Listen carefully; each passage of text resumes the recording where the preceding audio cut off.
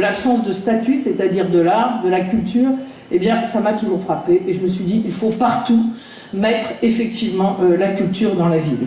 Donc, au cœur de l'espace public, eh ben, c'est vrai que ça touche, on passe devant, on s'arrête, on regarde. C'est un message qui passe. Et avec Hervé, quel message! Et quand cet art investit la ville, c'est beau d'abord.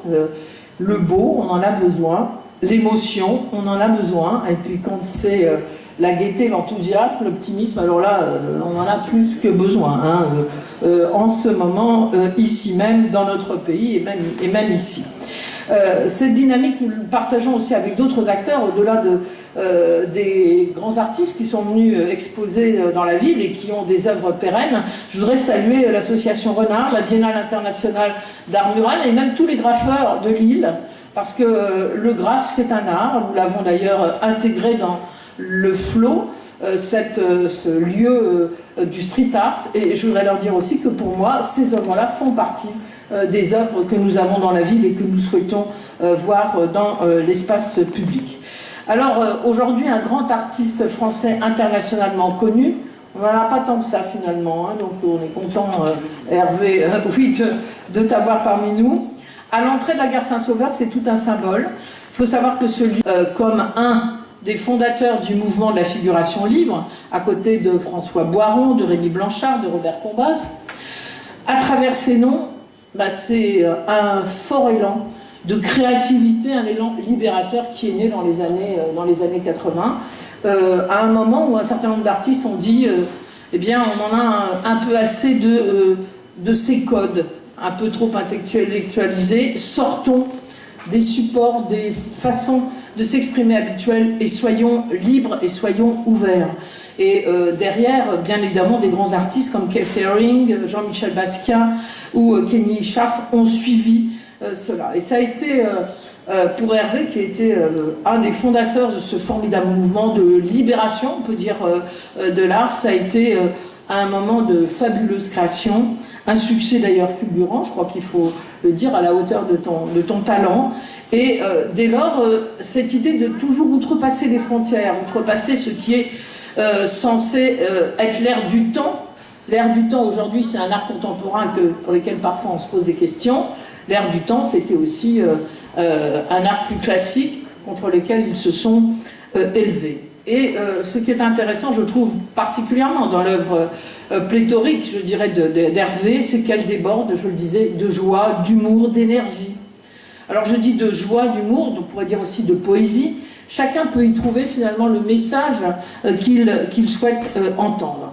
Et récemment, une très grande exposition a été réalisée à la Maison Rouge à Paris, un formidable lieu, qui a été une grande rétrospective sur l'œuvre d'Hervé Di Rosa, une parmi tant d'autres, mais qui nous a bien montré ce qu'était ton inspiration multiple, depuis les bandes dessinées que tu lisais dans ton enfance, la publicité, les expressions du quotidien.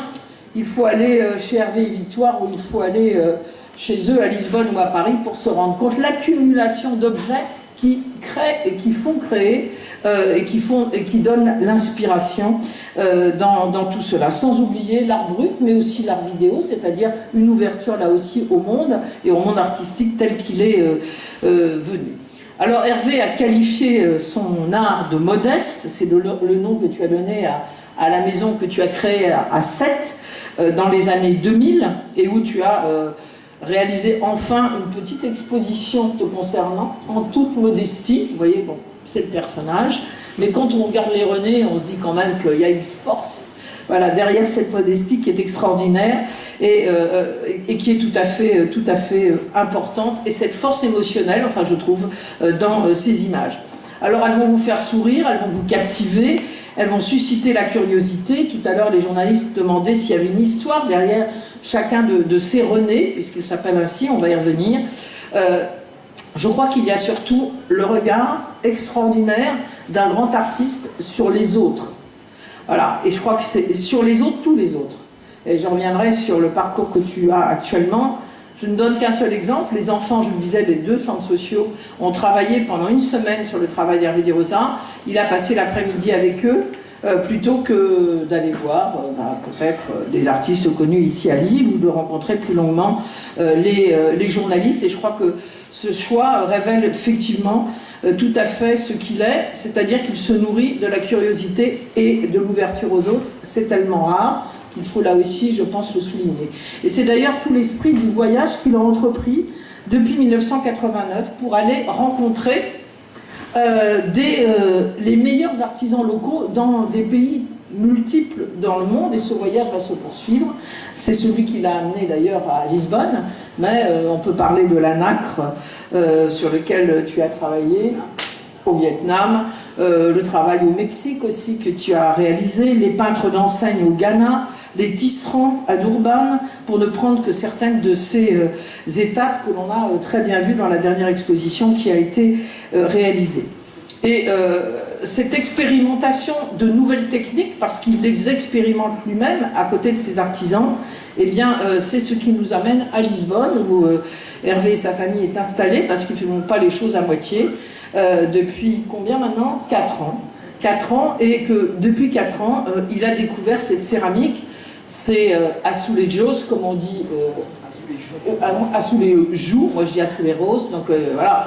Alors, en espagnol, je sais, donc il faut vraiment prononcer à la portugaise, azulejos, obligé, azulejos, voilà. Et surtout, la rencontre avec cette formidable fabrique qu'on n'oubliera pas, parce que les autres travaux que nous voulons faire, je pense que quand on a là, non pas de la céramique imprimée, mais quand on a des artistes peintres qui peignent, et Hervé nous les montrera, il en a peint un certain nombre, qui peignent eux-mêmes ces carreaux avant d'avoir cette technique extraordinaire. Moi, ce qui m'a frappé chez vous, ce sont les couleurs incroyables que vous avez. C'est vraiment un musée des couleurs, et aussi toutes ces étapes de fabrication extraordinaires qui donnent cette épaisseur, cette profondeur à cette céramique, bien loin de ce que l'on peut voir évidemment par rapport à l'impression. Ce sont véritablement des œuvres d'art.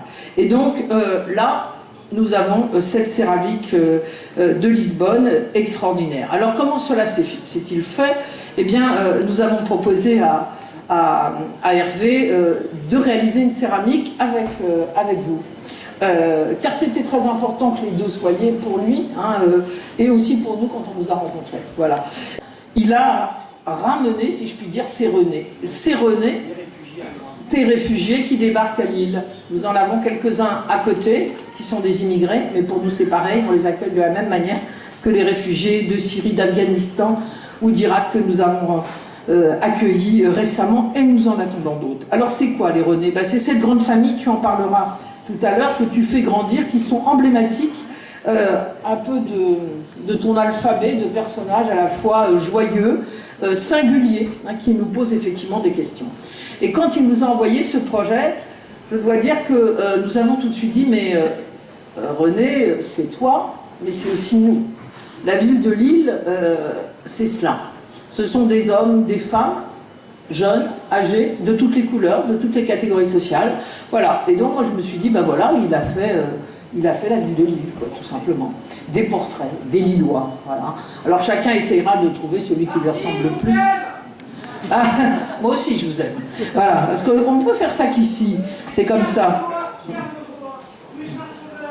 Voilà, bon, on va continuer, hein, voilà.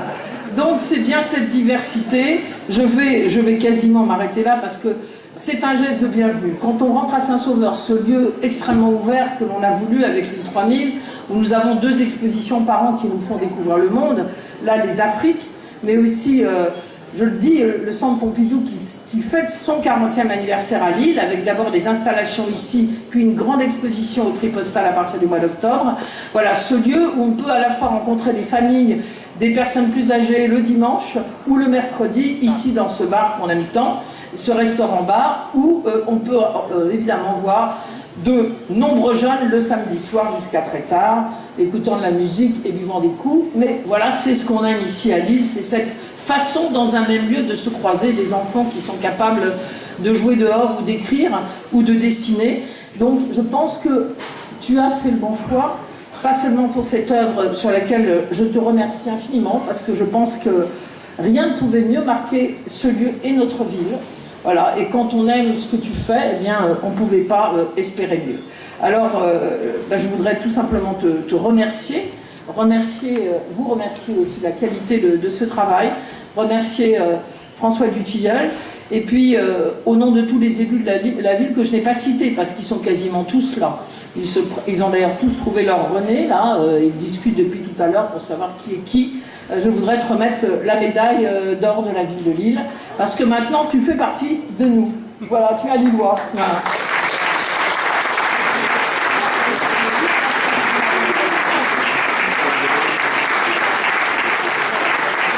En fait, c'était son geste à elle qui a décidé que cette céramique vienne à Lille.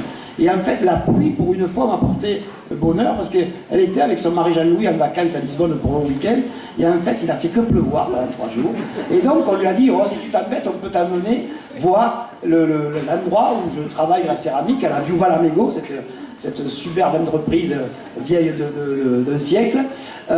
Et donc on y allait tout de suite, et c'est vrai qu'il y avait beaucoup de travaux en cours à ce moment-là. Il y avait des céramiques, bien sûr, il y avait des céramiques de héros, d'artistes portugais, et puis tout le travail, parce qu'ils continuent aussi à faire dans cette usine les carreaux et la vaisselle avec les motifs traditionnels portugais qui sont des calques du siècle dernier, qui reproduisent à la main avec des gestes exacts ou des artisans, des vrais artistes, des dames qui travaillent là depuis 50 ans pour certaines, ont vraiment appris le geste parfait pour reproduire à l'infini le même geste sur des assiettes et des carreaux. Et c'est vrai que c'est ça qui l'a impressionné. Et aussi toutes les successions de cuisson, parce que on ne cuit pas, c'est pas juste on peigne, on cuit et c'est fini, mais on doit cuire plusieurs fois, etc. Et moi j'ai eu cette chance de rencontrer Anna Paola, qui est, Miguel est le directeur, Anna Paola est l'ingénieur, parce qu'en fait, quand on est artiste, on a besoin, quand on fait la céramique, on a besoin d'un ingénieur, et je l'ai rencontré, c'est elle, et qui m'a tout appris en fait avec son équipe, hein. Il n'y avait pas que seul, elle a une équipe,